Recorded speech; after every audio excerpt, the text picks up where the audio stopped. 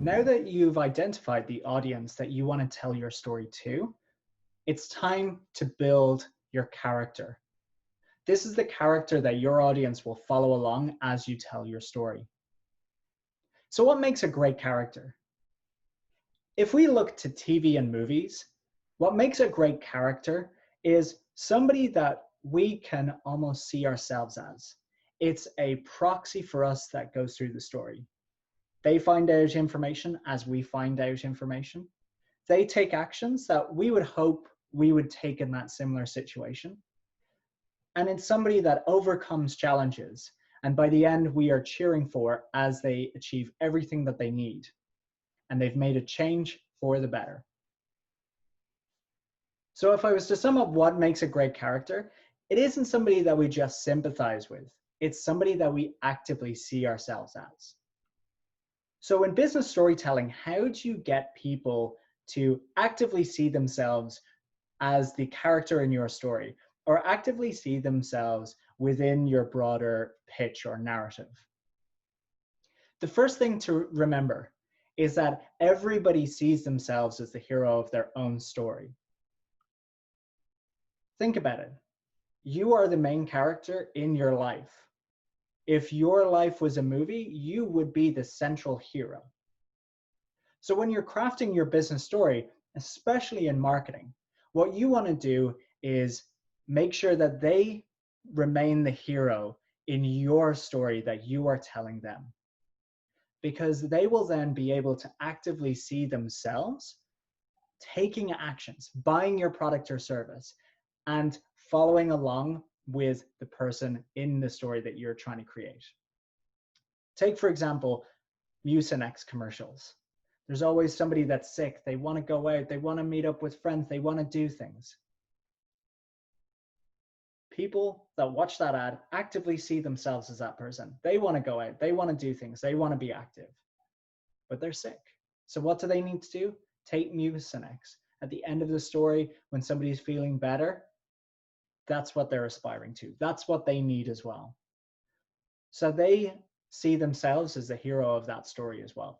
They can replicate that story in their life as well by taking your product.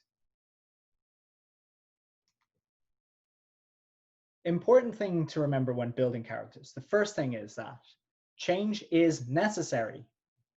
People do not connect with stories of amazing people being amazing, starting off as amazing, not needing to change, having an amazing life, and at the end of the story, their life is still amazing. Nobody connects with that.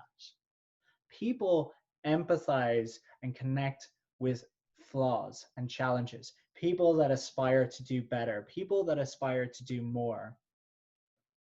They connect with people making a change for the better and having a better life as a result. In marketing as well, and in business in general, this also gives you a better idea as to why people need to buy a product or service. If somebody is awesome and their life is already awesome, why should they buy your product or service? Why should they go out of their way to make a change in their lives? But if you have a character that has a want or a need, has a flaw, has a challenge to overcome that your product or service solves, then you have a compelling story that inspires people to take action. One of Pixar's rules of storytelling is, in fact, you would admire a character more for trying than for their successes. So this is the first thing to keep in mind as you create your story. Make sure that your character has a want or a need, a challenge that they need to overcome, that they have to make a change that involves your product or service. The next thing to think about is think about the challenges then that they have to face. How do you create empathy? Well, one of the ways of doing this is by touching on the audience's values. Now, when you're thinking about the values, it's easy to say like, well, maybe they are interested in saving the world, they're supporting recycling, renewable energy. The best way to think about this, though, rather than going that deep straight away, is imagine yourself in the audience position. And as they're going through the story, they should be asking themselves, what if? What if I was in the position that this character was in? What would I do? Would I take the same actions? Would I buy the same product or service? If the answer is yes, then you know that you're connecting with the values. You're creating an empathy there. If the answer is no, if the answer is no, I probably would have done something very different. I don't agree with what that character has done. Then you're not connecting. You're not creating that empathy. You are not, in that instance, especially in business, you are not creating a potential customer there. So think about your audience. If they're asking themselves what if, and they would take the same action as your character, then you're creating empathy and you're connecting with values. The next thing to think of is building the world from your character. In real life, we are born into this world and we adapt to the world around us. In storytelling, that sometimes happens, but when it comes to business storytelling, specifically marketing, what you need to think about doing is actually having the world born from your character. Create the character and then create the world around them afterwards. You want to create a world where the challenges directly relate to their need and want. You want to create a world where your product or service is the thing that overcomes that challenge. You want to create a world where when it comes to this particular character, the only thing for them is your product or service. What you'll see later on as well is as we discuss building out the world, this directly relates to the exposition piece.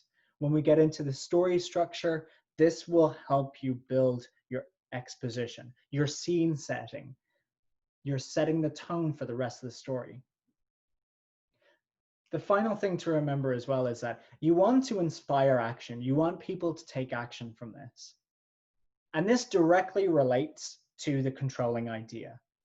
Go back to your controlling idea and remember what your ideal world was, what the emotional impact was, and what the action that you wanted people to take off of hearing this controlling idea. Your character will live out this controlling idea.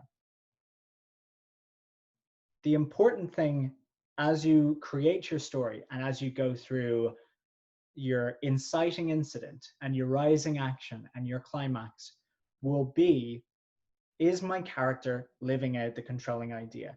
If you get to this point and you realize that your character and the world that you're building isn't living out the controlling idea, you need to go back and start again.